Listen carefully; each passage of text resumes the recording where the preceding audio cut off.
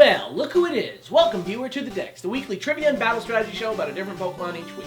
I'm Rogue Alex. And I'm PokeKellz, the Vampire Queen. The Vampire Queen? Looks like somebody finally wanted a cool trainer class, huh? No, I'm just trying to relate to this week's Pokemon, and Vampire Queen is not a trainer class. Okay, well then I'll be the Vampire King. Blah! Ugh, this is exactly what I was trying to avoid. Do you realize in like 80% of our episodes you open up with some sort of weird voice? It's got to stop. But it's medical! Okay, let's just get this thing over with then, alright? 1, 2, 3. It's Gliscor!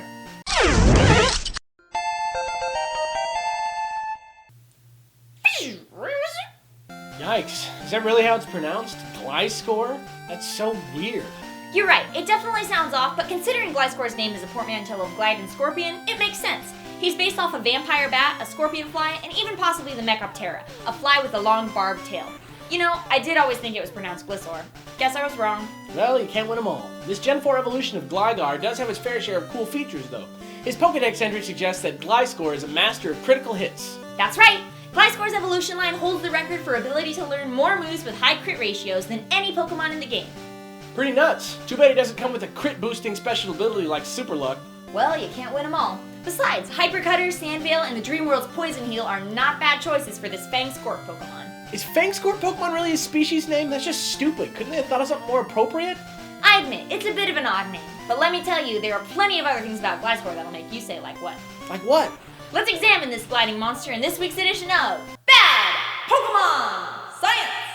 Firstly, let's talk about dimensions. Gliscor is 6 foot 7 inches in height, which is taller than most people that I know, and his wingspan is likely just as long. This guy is supposed to live in thick forests and swamps. If he is so big, then how does he get around without crashing into trees all the time? That's bad science. And, even though Gliscor is twice as tall as his pre-evolution, Gligar weighs 1.5 times what Gliscor weighs. How does that make sense? Holla back, girl, it's bad science. Gliscor also can't fly, it only glides, but its Pokedex entry says that it can circle the globe without flapping its wings once.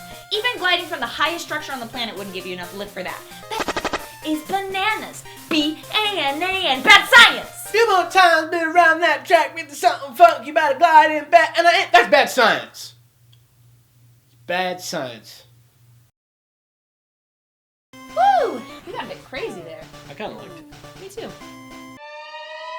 Now tell me how to use this Gliscor guy. I hear he's quite a threat in the OU tier. That's right, battle strategy. Coming right up. Gliscor is a tough Pokemon to go up against in battle. Nearly every set that Gliscor utilizes is done with an impish nature and the Dream World ability Poison Heal, which restores Gliscor's HP every turn when he's poisoned. You'll also want to EV train in HP, defense, and speed. From there, Gliscor has a lot of options. We recommend a moveset aimed at dealing damage and taking hits. To do that, start with Sword Stance to bulk your attack. Earthquake is a staple for this set and hits a lot of common types, and Ice Fang is great against those that Earthquake doesn't hit. Since Gliscor has great defense, that last move slot can be filled with Taunt to make your opponent unable to use setup or stat boosting moves. Lastly, give Gliscor a Toxic Orb to poison him and activate that Poison Heal. That'll also protect you from other damaging status effects, which is extremely useful.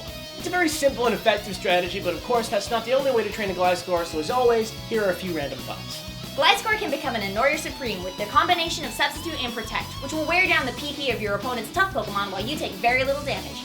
Ouch! Facade is always a good move for Pokemon that thrive on status conditions, and Gliscor is no exception. Again, we put that Toxic Orb to good use. Oh! Put the Orb on hold and give Gliscor a Flying Gem combined with the move Acrobatics, which will deal great damage. Ow! And that's it, Gliscor, the enormous scorpion bat. If you have anything else you'd like to add, just leave it in the comment section below. And keep suggesting your favorite Pokemon. We listen. I keep a list. Also, don't forget that you can like us on Facebook or subscribe to us. I'm PokeKellz. And I'm Rogue Alex. Thanks for watching and tune in next week for another swell episode of The Dex. Gliscor, why can you only glide? You have wings, but no, you cannot fly.